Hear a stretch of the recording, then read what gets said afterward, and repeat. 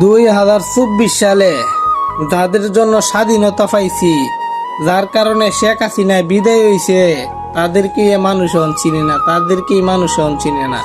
বিষয়টা এমন হয়ে না যে বাপ আমার জন্ম দিয়া বড় করছে, এই বাপটা আমি চিনি না, এই বাপটা আমি চিনি না। বিষয়টা এমন হয়ে না আসলে যে মানুষের ভিত্তি কোন মানবতা লালন করে, আসলে যে মানুষের ভিত্তি কোন মানবতা লালন করে সেটা আমি জানি না, কোন মানবতা লালন করে সেটা আমি জানি না।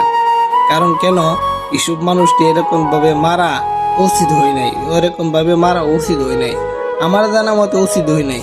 আপনি জানা মতে কি বা না কি সেটা আমি জানি না, সেটা আমি বুঝি না, কিন্তু আমার কাছে ভালো লাগে না ভাই, আমার কাছে ভালো লাগে না। এসব মানুষ যদি মাইর আমার ভিতরটা সহ্য হয় না, আমার ভিতরটা সহ্য হয় না। এবার যদি আপনার কাছে ভালো লাগে সেটি হচ্ছে আপনার ব্যক্তিত্ব ব্যাপার, আমার কাছে ভালো লাগে না এটি হচ্ছে আমার ব্যক্তিত্ব ব্যাপার। আমি মানুষটিকে ভালোবাসি, কারণ এই মানুষটির কারণে আমাদের 2024 সালের দেশটা সুন্দর করে স্বাধীন হয়েছে এই মানুষটির কারণে।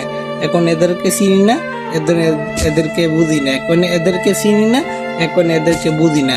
আমি না মানে আমাদের মতন কিছু মানুষ আছে, তারা মানুষ নামের অমানুষ হয়ে গেছে। ক্ষমতার লোভে, টাকার লোভে, ধন সম্পত্তির লোভে তারা অমানুষ হয়ে গেছে। এইসব মানুষটি এখন মারতে দ্বিধাবোধ করে না।